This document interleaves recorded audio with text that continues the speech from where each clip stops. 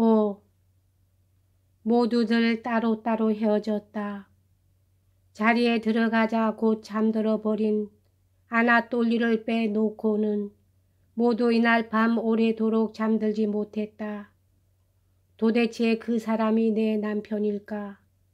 그 아무런 관계도 없는 아름다운 친절한 남자가 확실히 친절한 사람이긴 하다 하고 공자경에 마리아는 생각했다. 그러자 지금까지 거의 느껴본 적이 없는 공포가 그녀를 엄습했다. 그녀는 뒤를 돌아다보는 것이 무서웠다.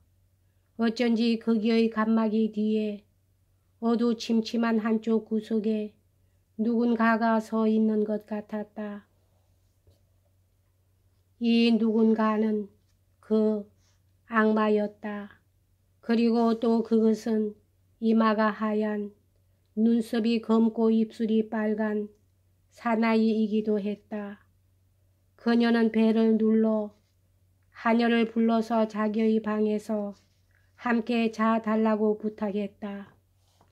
브리엔너 양은 이날 밤 오래도록 온실 근처를 걸어 다니고 헛되이 누군가를 애타게 기다리면서 그 누군가에게 미소를 던지고 자기의 타락을 꾸짖는 가엾은 어머니의 말을 상상하고는 눈물이 나올 만큼 감동하곤 했다.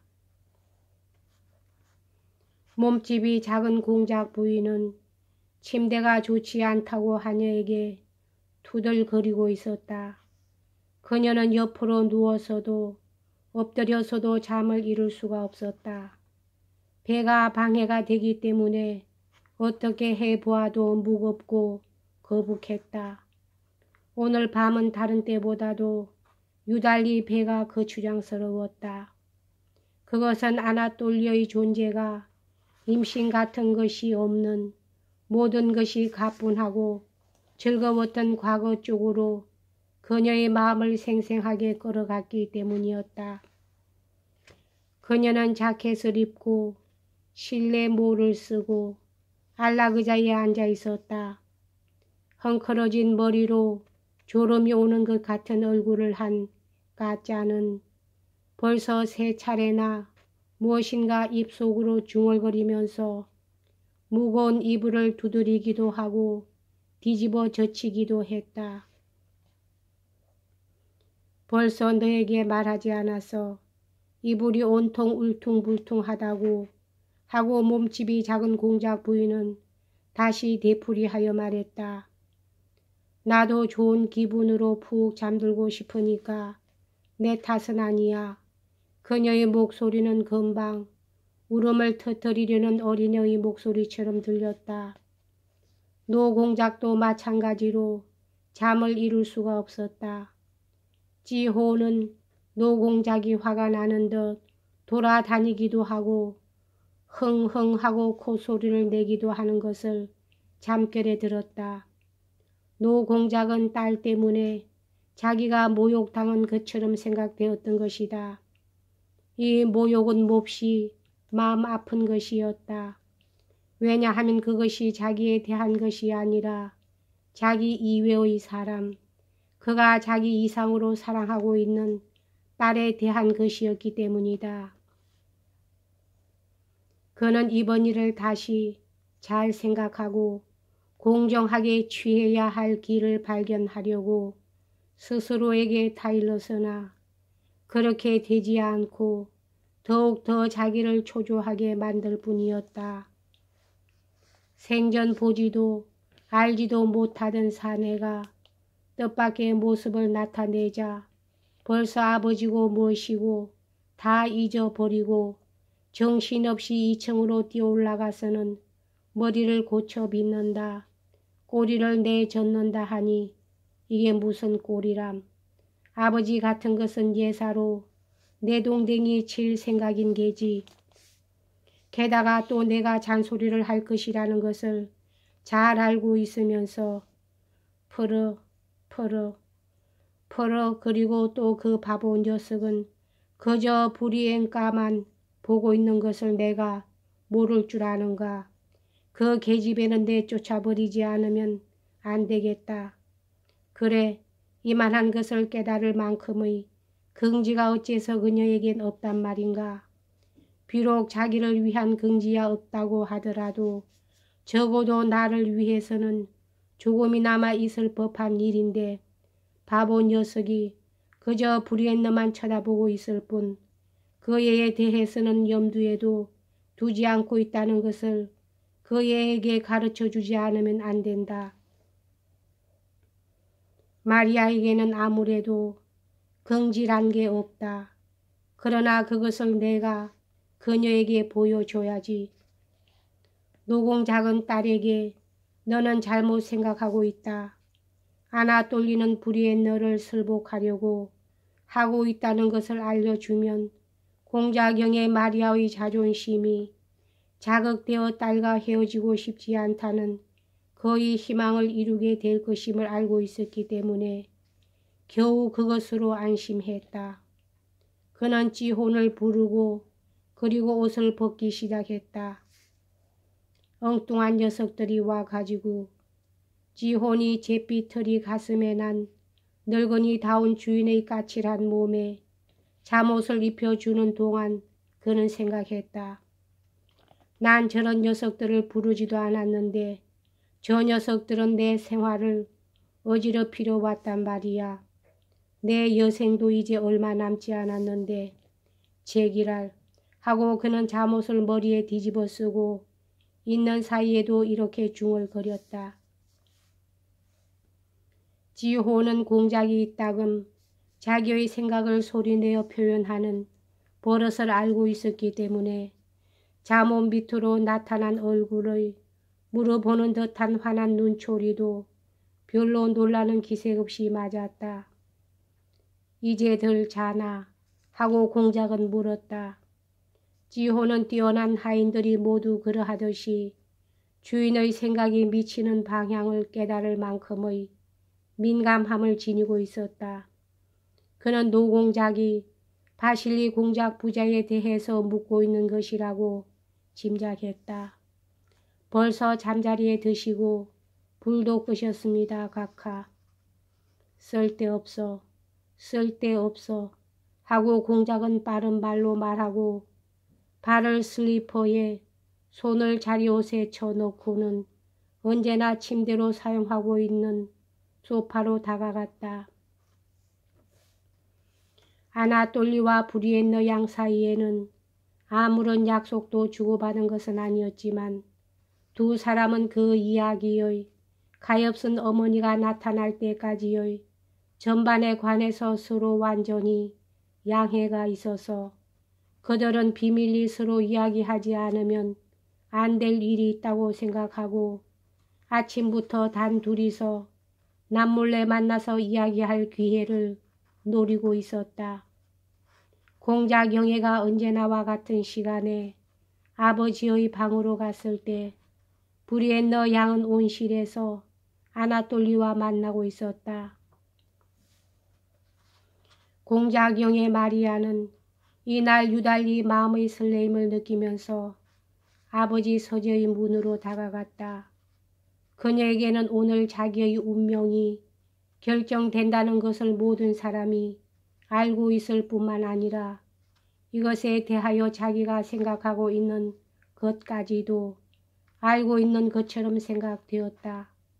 그러한 표정을 지혼의 얼굴에서도 바실리 공작의 하인 그는 뜨거운 물을 손에 들고 복도에서 마리아와 만났을 때 고개를 나지막하게 숙이고 인사했다.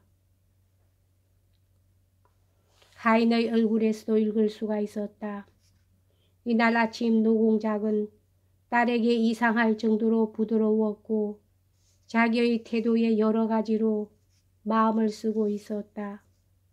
이같이 여러 가지로 마음을 쓰는 표정을 공작영의 마리아는 잘 알고 있었다. 이 표정은 공작영의 마리아가 산수 문제를 이해하지 못하면 거칠한 손을 꽉 움켜쥐고 의자에서 벌떡 일어서서 그녀의 곁에서 물러나면서 나지막한 목소리로 몇 차례고 똑같은 말을 반복할 때에 곧잘 그의 얼굴에 나타나곤 하던 것이었다. 그는 곧 용건으로 들어가 마리아를 너라고 부르면서 이야기를 시작했다. 난 이번에 너희 일로 청혼을 받았다. 그는 부자연스러운 미소를 띠면서 말문을 열었다. 너도 대충 짐작이 가겠지만 하고 그는 말을 이었다. 이번에 바실리 공작이 여기를 찾아오고 또 자기의 양자를 데리고 온 것은 니콜라이 안드레비치 공작은 왠지 아나톨리를 양자라고 불렀다. 나한테 문안을 드리러 온 것이 아니야. 난 어제 내 일로 청혼을 받았다. 너는 내 주의를 잘 알고 있으니까 그래서 난 너에게 의논하는 거다만 지금 그 말씀을 어떻게 받아들여야 할까요, 아버지? 어떻게 받아들여야 하느냐고 하고 아버지는 녹이 등등해서 외쳤다. 바실리 공작은 너를 자기 눈에 든 며느리로 보았기 때문에 양자를 위해서 청혼을 하고 있는 것이다. 이렇게 받아들이면 된다. 이러쿵 저러쿵 할 게 뭐 있어. 그래서 너에게 묻고 있는 것이다. 아버지, 저는 모르겠어요. 아버지의 하고 공작영애는 속삭이듯이 말했다.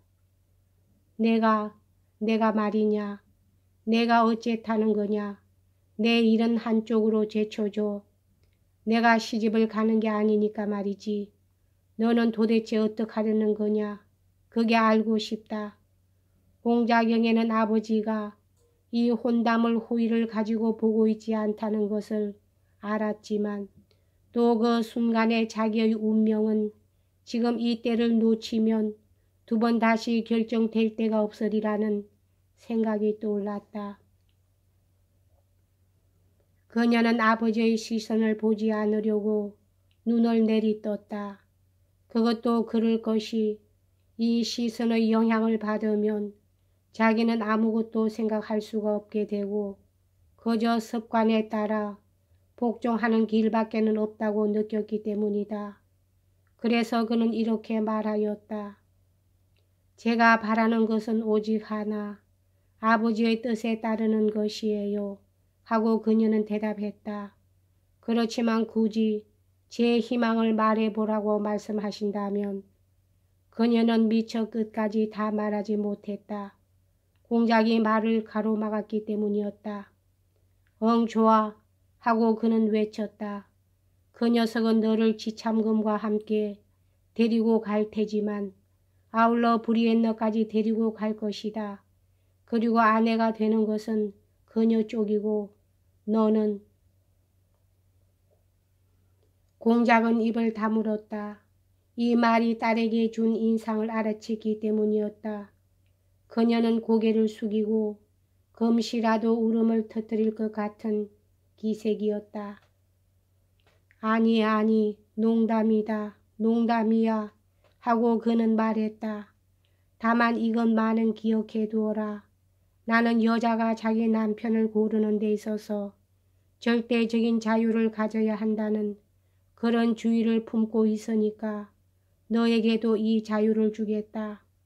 그러나 한 가지 잊어서 안 될 것은 한평생의 행복이 내 결심 하나에 달려 있다는 것이다. 나에 대해서는 얘기할 것 없어. 그렇지만 전 모르겠어요. 아버지. 이러쿵 저러쿵 얘기할 게 없지 않으냐. 그 사나이는 어버이가 시키는 대로 하고 있을 뿐이다. 그래서 상대가 너만인 것은 아니다. 어떤 여자하고도 결혼하는 인간이야.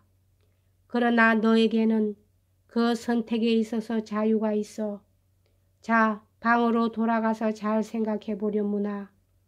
그리고 1시간 뒤에 나한테 와서 다시 그 남자 앞에서 좋다든가 나쁘다든가 말해다오. 나는 다 알고 있다. 너는 이제부터 기도할 셈이지. 아니 그것도 좋겠지. 기도해라. 그러나 잘 생각하는 거야. 자 가거라.